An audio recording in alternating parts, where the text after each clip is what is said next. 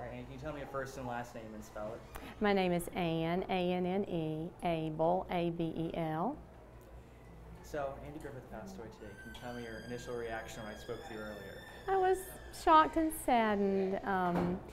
He was such a wise voice of Americana, I think, and funny and reasonable and great to watch. The family shows that he portrayed were just wonderful. People could participate in them and love them and laugh with them. So I was saddened. Were you a fan when you were growing up? Well, yeah, kind of the repeats of them. I guess the early part of the show was a little bit before my time, but the repeats and the syndication certainly I loved. And Matlock, of course, was on during my growing up time too. But the Andy Griffith show, the Mayberry, of course, was my favorite. Lessons from Opie. Yeah, lessons from Opie, fishing, how to fish, Barney and Ernest T. Bass and 8B and just wonderful characters and just a lot of fun. Great memories. Can you tell me a little bit about where we are and your position here and how you're involving, well, before today, Andy Griffith in the community here? Yeah, I'm the Engaged Life Director here at Atria Senior Living. It's Atria Forest Lake. It's for seniors. It's an assisted living community. And I design the programming, the activities, things to stimulate folks cognitively, physically, mentally, spiritually, socially. And one of the things that we do is reminisce, use Andy Griffith episodes and reminisce about pieces of Americana and the way things used to be in the good old days. And sometimes we'll talk about the episodes and how funny they were and recite some of the lines. It's great for memory inducing times. It's wonderful. Is that a weekly thing, daily thing, commonplace here? A commonplace. We have a little program called Engage Your Brain every day where we do things specifically to stimulate memory and nostalgia. And quite often we'll talk about funny moments in our past and things that we've seen, things that have meant a lot to us, and Andy Griffith episodes are part of that. The reaction you received from the people here? Yeah.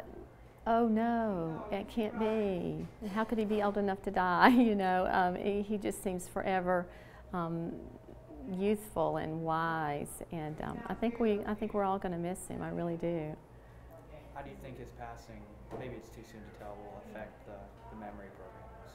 We will still use them for sure. We will, and I know when Barney Fife, you know, Don Knotts passed away, we had a little special little episode reminiscing of some of our favorite episodes that he was in, and so I suspect we'll do something very similar to that, ongoing.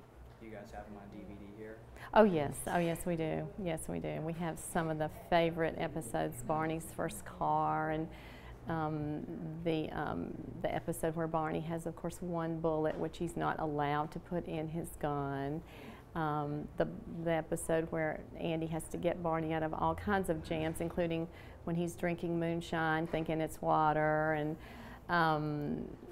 you know, it seems like Andy had to always rescue Barney from something, or you know, Aunt Bee with the kerosene pickles, you know, and they don't know how to tell her how horrible these pickles are, you know, because she's convinced that they're wonderful. And just great episodes. The nip it in the bud, we were reminiscing with that earlier, Barney, nip it in the bud, you know, those are just funny times and fun moments to reminisce about. Do you have a favorite episode that stands out in particular? Wow, I think the fun girls, the girls that came to town, and they were meeting. Barney somehow arranged this. You know, Barney was always getting in trouble, and he arranged this time where these girls would come into town that, you know, would be blind dates for for him and for Andy. And you know, the one girl comes in and she goes, "Hi, doll," you know, and she's just awful, just, you know, scuzzy. Don't put that on tape. Anyway, you know, and they're just trying to figure out how to get out of these dates that Barney has already arranged, and it's just hilarious. It's just a series of mishaps that are hilarious, really. I think I laughed till I cried in those. Anything you want to add before I jump over to that? No, just that I think his life made a great impact on the era of folks that I work with, the seniors that I work with, because they identify with him. He, you know, he represents that small town slice of Americana and that wonderful sense of simplicity of life, a slower pace. And I think our folks really enjoy reminiscing of those days and maybe wish those days could be again.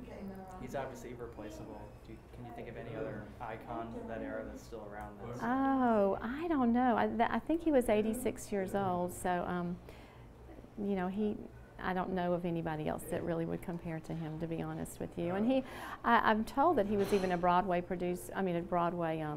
performer and singer. I know he played the guitar and sang as well, and he sang hymns. We have a collection of his hymns here that sometimes we listen to, and he had a wonderful voice, wonderful, beautiful voice, and kind of homey and soothing. So kind of a Renaissance man, I think he was. Okay. Anything else? Any last I think we're good. Okay.